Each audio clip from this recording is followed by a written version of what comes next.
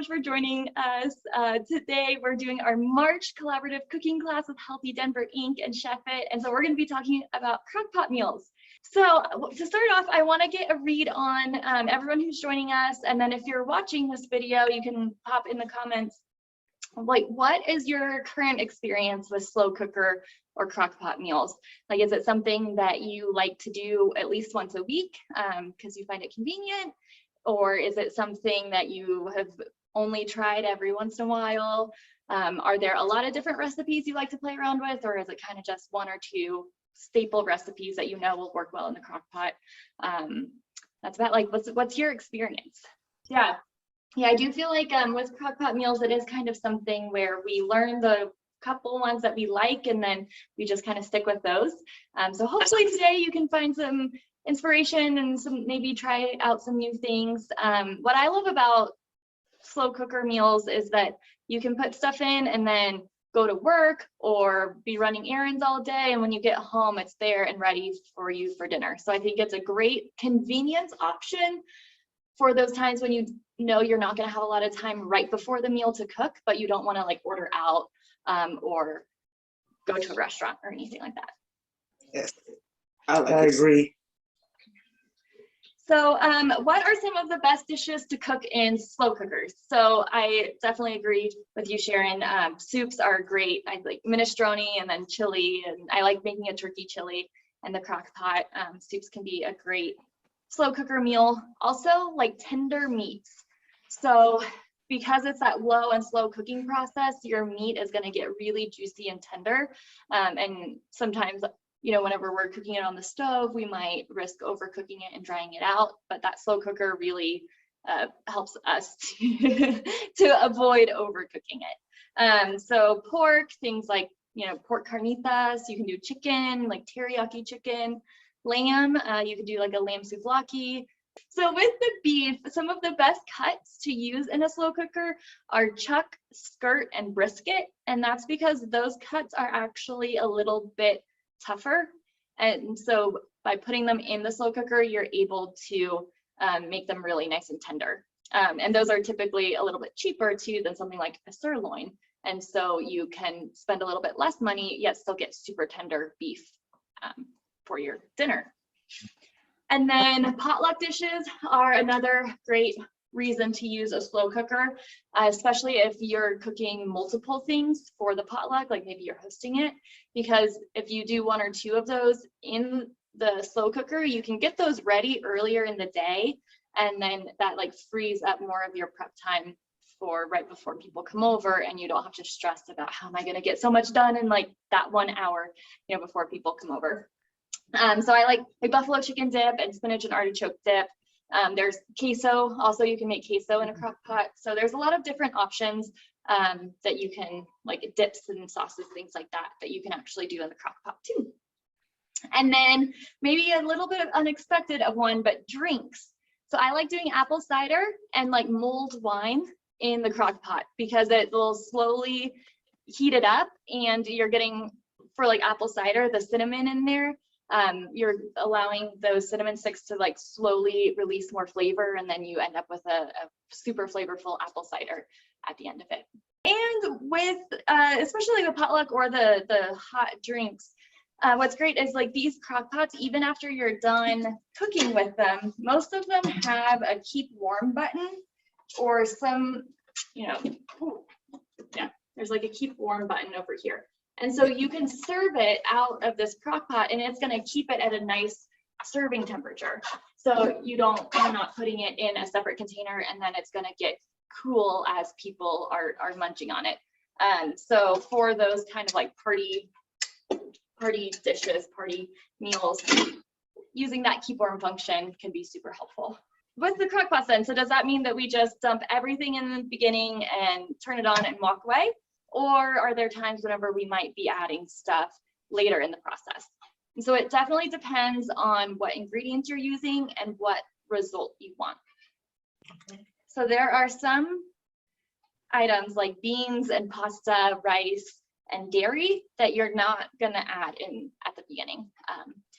Beans, especially, so if they're like canned beans, you're going to want to add those in much closer to the end, because if they're in there from the beginning, they're going to get mushy. They're going to lose all of that texture.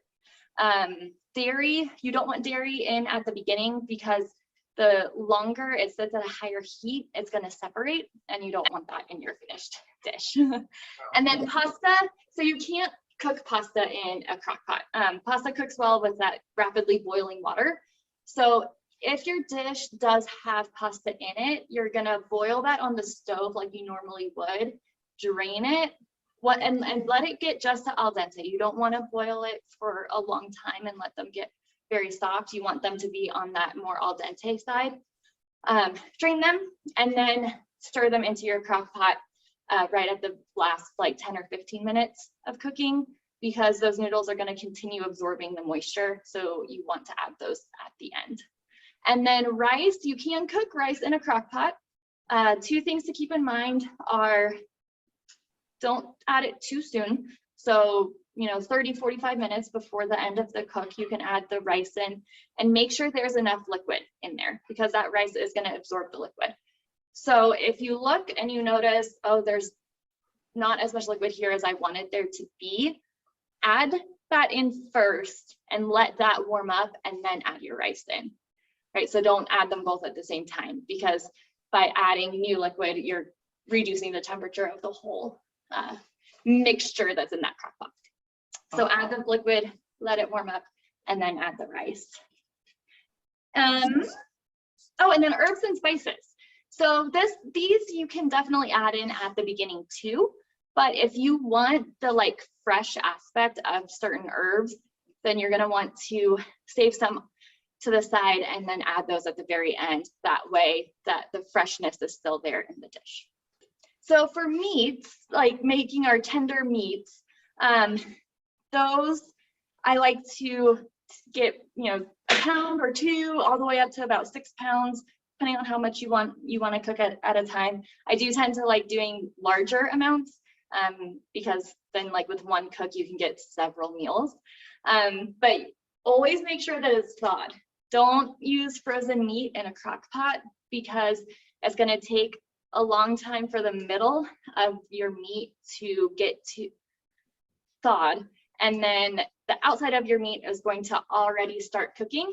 And by the time the middle is at a safe internal temperature, the outside of your meat is going to be dry, probably even tough.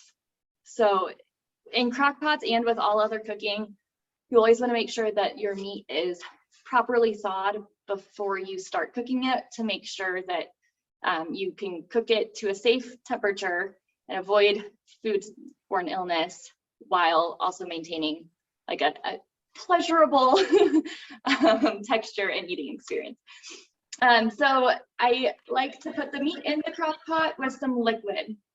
So my favorite liquids to cook with the crock pot are beer, wine, fruit juices, especially like an orange juice with pork. I think those pair really well together.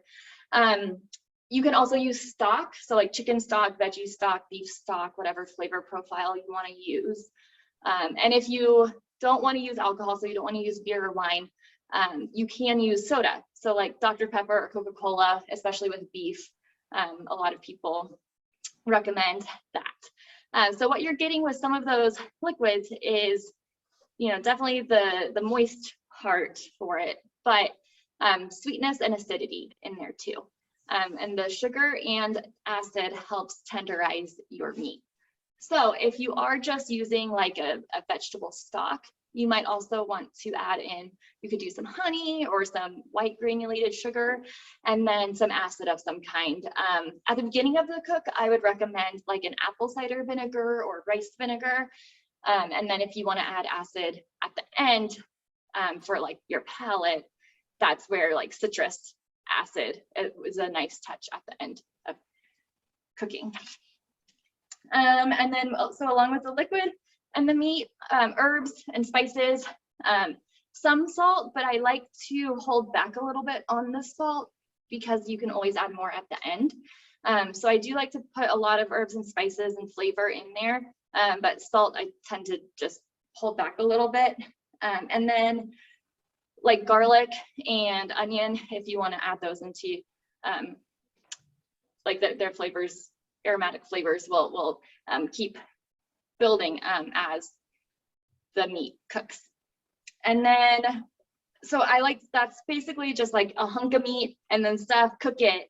And then whenever I'm ready to actually prepare my meal, it's great because that part is done. The thing that needs to be cooked is done. And then I can grab like tortillas or pita bread, or, you know, slice up some baguette or some sort of kind of like vessel, and then add fresh herbs or lettuce or fresh vegetables on top. And then you can also use that meat in like 20 different ways throughout the week if you want. So like the pork carnitas, for example, right? Maybe that first day you wrap it up in a tortilla with some beans and rice, kind of like a burrito. And then the next day you could, maybe you pack leftovers for lunch and you pack a salad and then the carnitas, so you can reheat those, put them on top of your salad and have, you know, delicious salad at work the next day. And then you could even roll them into enchiladas and have enchiladas for dinner the next day, but you don't have to cook that meat because you've already cooked it in the crock pot. So I think it's a great way to, like, especially if you do it towards the beginning of the week, it can make meals throughout the week go a lot quicker, but they're still home cooked and they're still delicious. So that's what I really like about doing like the hunks of meat in the crock pot and then being super versatile with the other stuff that I added. And then for vegetables in the crock pot, some vegetables you'll want to add in at the beginning, others you're going to want to wait until later. And that can depend on like which vegetable it is, but also which recipe you're using. So let's take carrots, for example. If you're making a soup and you want the carrots to get pretty soft, then you'll dice those and add them in right at the beginning. But if you're making a dish where you want some of the crispness from the carrots or that fresh flavor from it, you're going to add those in closer to the end, because if they're in there from the beginning, they're going to get very soft. So think for the vegetables, think about what's the texture of the vegetable when you start, and then what do you want the texture to be like at the end in the final dish. And the more dramatic that change is, the longer it should be in the crock pot. And if you want to capture that fresh flavor, be sure to add it in at the end. And for meals where you have the vegetables and the meat, put the vegetables on the bottom of the crock pot so that they're getting more of the heat, and then the meat on top. And then that way they'll actually cook in a similar way. So they'll be ready at the same time. Whereas if you put the meat on the bottom and then the vegetables, your meat might be finished cooking and then your vegetables might not be cooked all the way through.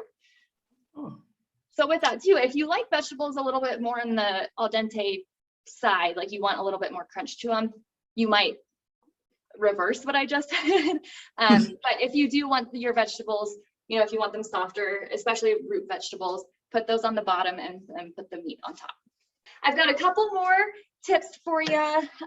So for the crock pot and for like the sizes of the crock pot, you want to make sure that you're not overfilling it. If you put too much stuff in, then it's not all gonna cook, and definitely not cook evenly.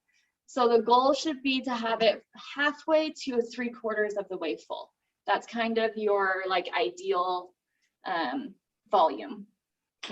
And then keep the lid on. And then it's great whenever you are like setting it and then heading out for the day and then you come back, because then you're not even tempted to like poke in and see how things are going. But every time you take that lid off, you're letting the heat and moisture escape with it. And because it is a low, slow cooking process, it's a very gentle heat. And so when you take this off and you lose that heat, it's going to take a while for it to build back up inside. Keep the lid on as much as you can to allow your stuff to actually get cooked in the ideal time frame. The difference between like low cooking and high cooking on a crock pot is just how quickly that crock pot is going to come up to its like optimal temperature, to where it's simmering.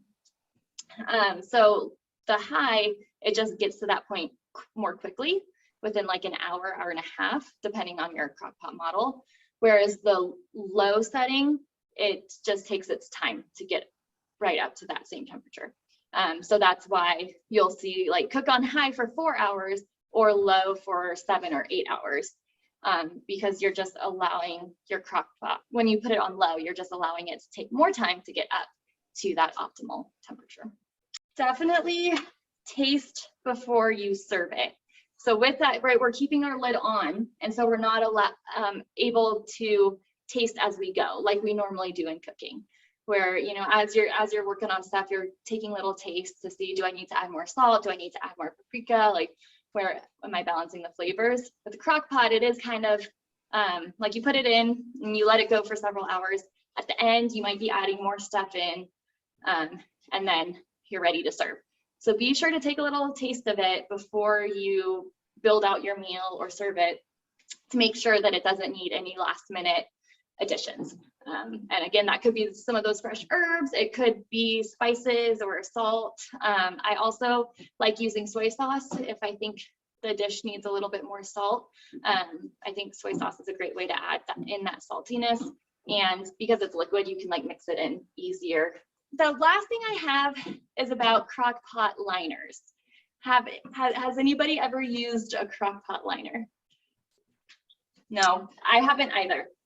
So the reason why people like to use it is the first ones on the market were like plastic, pretty thin plastic. It almost is like a shower cap where it has an elastic Ruffles. exterior. So you put it around and then you punch it in and then put your food in, cook it. And that way it makes cleanup really, really easy, because after you serve your food, you take the plastic liner out and throw it away, and you don't have to wash this heavy ceramic guy. Personally, I think that's pretty wasteful. That's not good for our environment. So they're out there. So if cleaning a Crockpot is difficult, like they can be pretty heavy and clunky, so some people might have some difficulty moving them around. So it's great that there's that option out there. There's also a BPA-free silicone reusable liner that I saw. So it doesn't hug like the lip of the Crockpot, it just sets in here. And then because it's silicone, the food isn't going to stick to it as much as it does ceramic. So that makes cleanup easier. And then if you want to, you can put that silicone one in a dishwasher. Whereas these shouldn't go in the dishwasher. This material is not meant to be washed in a dishwasher. But the silicone one, so that's a reusable option if you want it to be a little bit quicker cleanup and you don't want single-use liners, but you do want a liner, that silicone one might be a good option. So I just wanted to share that with people, because I did not know that those existed until 3 or 4 days ago.